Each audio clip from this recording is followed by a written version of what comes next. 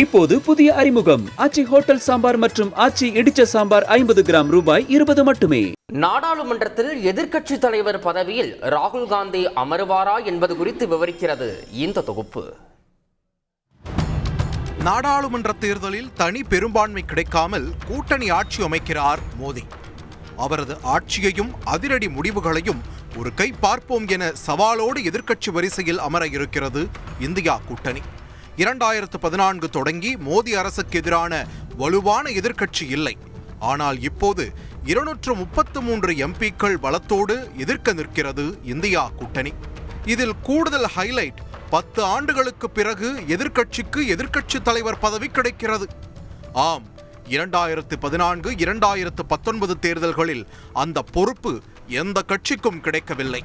543 இடங்களை கொண்ட மக்களவையில் எதிர்க்கட்சி அந்தஸ்து கிடைக்க 10%, அதாவது 54 இடங்களில் ஒரு கட்சி வெல்ல வேண்டும்.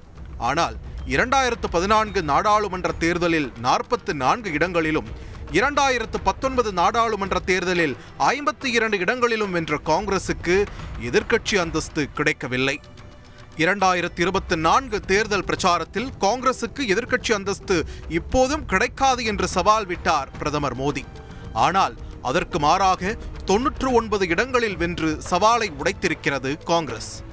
ராகுல் அரசியலுக்கு லாய்க்கில்லாதவர் என்று பாஜகவின் பப்பு பிரச்சார கேலியையும் உடைத்திருக்கிறது ராகுல் பிரியங்கா கூட்டணி. பாரத் ஜோடோ யாத்திரை, நியாய யாத்திரை என மக்களோடு பயணித்த ராகுல் விவசாயிகள், கூலி தொழிலாளர்கள், லாரி ஓட்டுநர்கள் என அடித்தட்டு மக்களோடு பயணம் செய்ய தொடங்கினார். இப்போது அந்த அனுபவங்களோடு எதிர்க்கட்சி தலைவராக மக்கள் குரலை நாடாளுமன்றத்தில் எழுப்புவாரா என்ற கேள்வி எழுந்துள்ளது. காங்கிரசுக்கு எதிர்க்கட்சி தலைவர் அந்தஸ்து கிடைக்கையில் அந்த பதவியை ராகுல் ஏற்க வேண்டும் என்ற கோரிக்கையும் வலுக்கிறது. கேபினெட் அந்தஸ்து கொண்டது எதிர்க்கட்சி தலைவர் பதவி. பொது கணக்கு, மத்திய அரசின் இலாக்கா கமிட்டி, உச்சநீதிமன்ற தலைமை நீதிபதி, சிபிஐ, அமலாக்கப் பிரிவு இயக்குநர்கள் தேர்வு செய்யும் குழுக்களில் இடம்பெறுவார். இந்த மக்களவைத் தேர்தல் வெற்றியின் நட்சத்திரம் ராகுல் என்று கூறியிருக்கும் திருவனந்தபுரம் காங்கிரஸ் எம்பி சசி தரூர் அவர்தான் இந்த தேர்தலின் மேன் ஆஃப் த மேட்ச், அவரே எதிர்க்கட்சி தலைவராக வேண்டும் என்று கேட்டுக்கொண்டுள்ளார். ஆனால் நாடாளுமன்றத்தை விட அரசியல் களத்தில் மோடியை சமாளிக்க ராகுல் அதிக ஆர்வம் காட்டுவதாக கூறப்படுகிறது. அதாவது வரவிருக்கும் மகாராஷ்டிரா சட்டப்பேரவை தேர்தல் பணிகளில் ராகுல் தீவிரம் காட்டுவார் என்று கூறப்படுகிறது. மறுபுறம் வடகிழக்கு மாநிலமான அசாமின் காங்கிரஸ் எம்பி கௌரவ் கோகாய் அல்லது தென்னிந்தியாவில் இருந்து திருவனந்தபுரம் எம்பி சசி தரூரே எதிர்க்கட்சி தலைவர் பதவிக்கு வரலாம் என்ற பேச்சும் இருக்கிறது.